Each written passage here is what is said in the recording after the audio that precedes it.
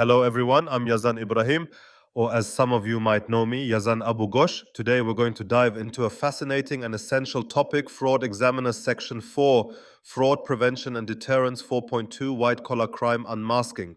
White Collar Crime, a deep dive into fraud and deception. Welcome everyone to a journey into a hidden world of crime, one that doesn't involve shadowy alleys or dramatic heists, but rather sleek boardrooms, trusted professionals, and the quiet click of a computer mouse.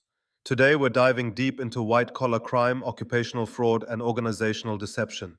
This isn't just about numbers on a spreadsheet or a quick scam. It's about understanding how trust is weaponized, how billions of dollars vanish into thin air, and how seemingly respectable individuals can orchestrate schemes that shake the foundations of businesses and societies. So grab a seat, maybe a cup of coffee, and let's unravel this intricate web together over the next 40 minutes. By the end, you'll not only understand these crimes, but also see how they affect us all and what we can do to fight back. Let's start at the very beginning. What exactly is white-collar crime? Picture a polished executive in a tailored suit sitting behind a mahogany desk in a high-rise office. This isn't the image of a criminal most of us conjure up, right? Yet back in 1939, a sociologist named Edwin H. Sutherland flipped that notion on its head. He coined the term white-collar crime to describe financially motivated, non-violent offenses committed by individuals of high social status within their professional roles. These aren't crimes of passion or desperation in the traditional sense.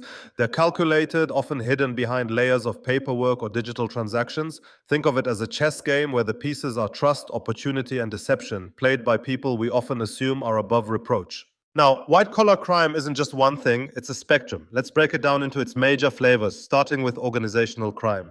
Envision a massive corporation, a titan of industry with thousands of employees and a sprawling network of operations. Sometimes the decisions made at the top or even in the middle aren't just about profit, they're about bending or breaking the law to keep the company ahead. This could mean falsifying financial reports to impress shareholders or dumping toxic waste to cut costs, ignoring environmental regulations. The goal here isn't personal gain for one person, it's about protecting or boosting the organization itself. These acts ripple outward, harming communities, competitors, and even the environment.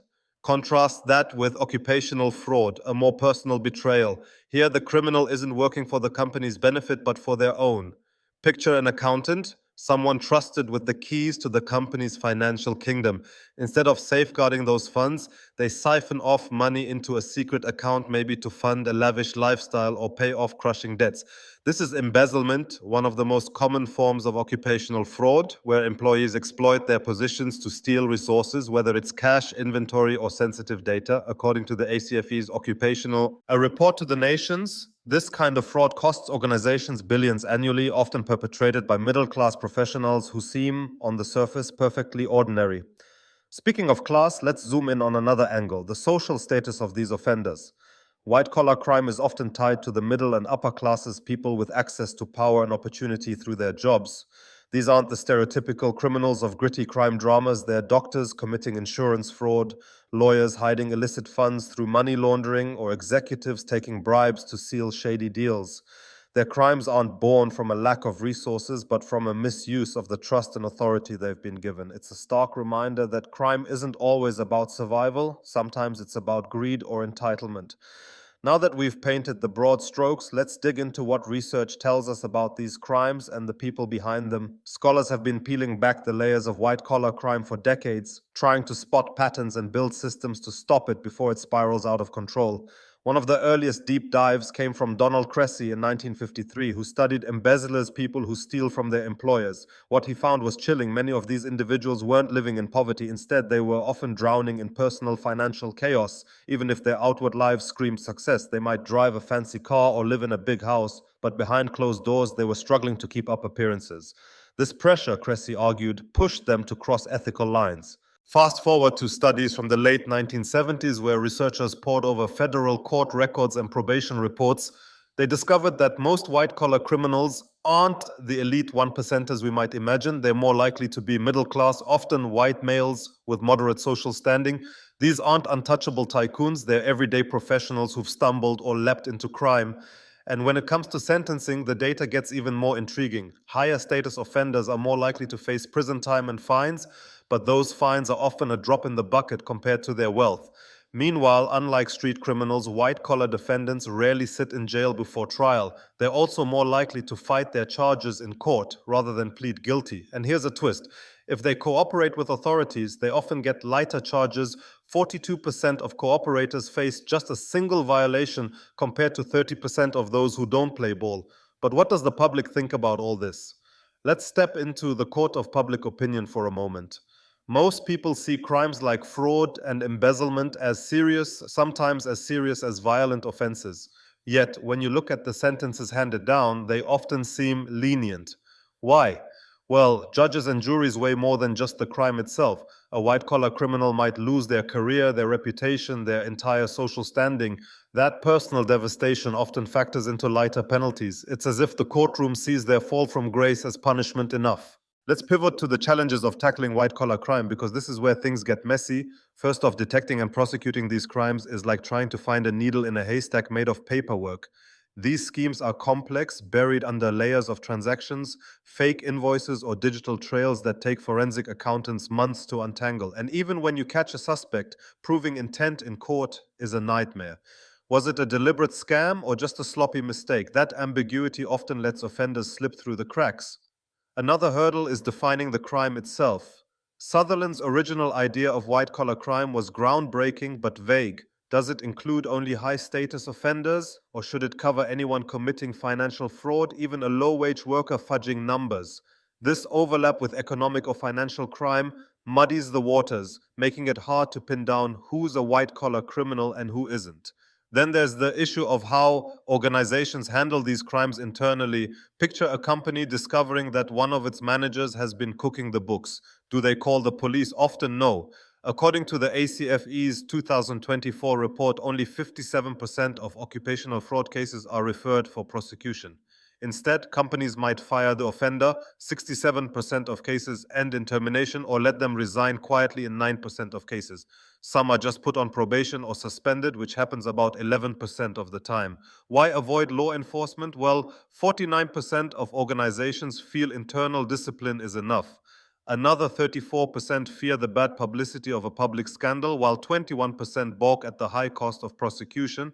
And in 11% of cases, there's simply not enough evidence to move forward. A smaller 6% prefer civil suits to recover their losses. It's a pragmatic choice, but it means many fraudsters never face a courtroom. Let's shift gears and zoom in on organizational and corporate crime as a distinct beast. These aren't just individual bad apples, they're systemic issues baked into the structure of businesses or even governments. Think of antitrust violations like bid rigging, where companies collude to fix prices and shut out competition, or consider massive tax evasion schemes orchestrated at the corporate level. The punishment for these crimes rarely looks like handcuffs. Corporations, after all, can't be jailed. Instead, they face fines or administrative penalties, which sometimes feel like a slap on the wrist compared to the profits they've made. What drives this kind of crime? Research by scholars like Kleinard and Jaeger, who studied 562 companies, points to industry-specific patterns. Sectors like oil, pharmaceuticals, and motor vehicles often see violations, think price fixing, or shady tax maneuvers. And Diane Vaughan's work adds another layer. Sometimes it's not just greed, but a culture of loyalty or survival. Employees might justify illegal acts as just business, especially in larger firms where decentralized decision-making creates blind spots. Information doesn't flow freely, and that gap becomes a breeding ground for fraud. Now, let's turn to occupational fraud specifically and explore the theories that explain why trusted employees turn rogue. Gary Green, a noted criminologist, defines occupational crime as any illegal act tied to workplace opportunities. He breaks it down into categories like organizational crimes, abuses of government authority, professional misconduct, and individual scams. But how do people learn to commit these acts? Edwin Sutherland's differential association theory offers a clue. Criminal behavior isn't innate, it's learned through close interactions. Picture a junior accountant shadowing a senior who casually fudges numbers. Over time, the junior picks up not just the how, but the why, the rationalizations that make it seem okay.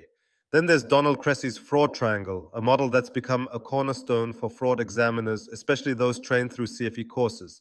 Cressey argued that three elements must collide for fraud to happen. First, there's a perceived financial problem the person can't share, like secret gambling, debts, or a failing business venture. Second, there's an opportunity, often because of weak controls at work. And third, There's rationalization. They convince themselves it's not really wrong, maybe telling themselves, I'll pay it back later. All three must be present, like the legs of a tripod. Remove one and the fraud collapses. Building on this, Dr. Steve Albrecht, another giant in fraud studies, analyzed 212 cases and offered practical insights in his book Deterring Fraud, the Internal Auditor's Perspective. He emphasized typologies classifying fraudsters by their motives and methods and pushed for better detection strategies. His work reminds us that understanding the why behind fraud is just as critical as catching it. So, what fuels white-collar crime on a broader scale? Let's step back and look at societal factors. Our reliance on credit creates a treadmill of debt that some can't escape without resorting to fraud. New technologies, while amazing, open doors to cyber crimes like data theft or online scams. And culturally, we're often obsessed with material success. Think of the pressure to keep up with a certain lifestyle.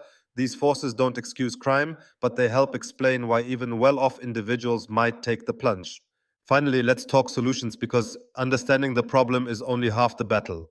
One powerful step is boosting what I call organizational intelligence. This means setting up systems to monitor financial flows, track suspicious transactions, and spot red flags before they become full-blown disasters. Think of it as installing a high-tech security system for your company's finances. Beyond that, stricter credit regulations could ease the debt pressures that drive some to fraud. And on a deeper level, we need a cultural shift moving away from valuing wealth above all else and toward integrity and honesty. Education plays a huge role here, teaching not just skills but ethics from an early age. As we wrap up this journey, let's reflect on what we've uncovered. White-collar crime, whether it's occupational fraud or organizational deception, isn't just a financial issue. It's a betrayal of trust that ripples through our economy and society. It's often committed by middle-class professionals, hidden in complexity, and handled quietly by organizations wary of scandal. But with models like the fraud triangle, insights from the ACFE, and targeted strategies, we can fight back. So, the next time you hear about a corporate scandal or a trusted employee gone rogue, you'll see beyond the headlines to the pressures, opportunities, and rationalizations that made it possible. And maybe, just maybe, you'll be inspired to be part of the solution. Thanks for joining me on this deep dive. Let's keep the conversation going, share your thoughts, and let's unmask fraud together. Thank you for watching, and as always, continue learning, stay curious, and we'll see you next video.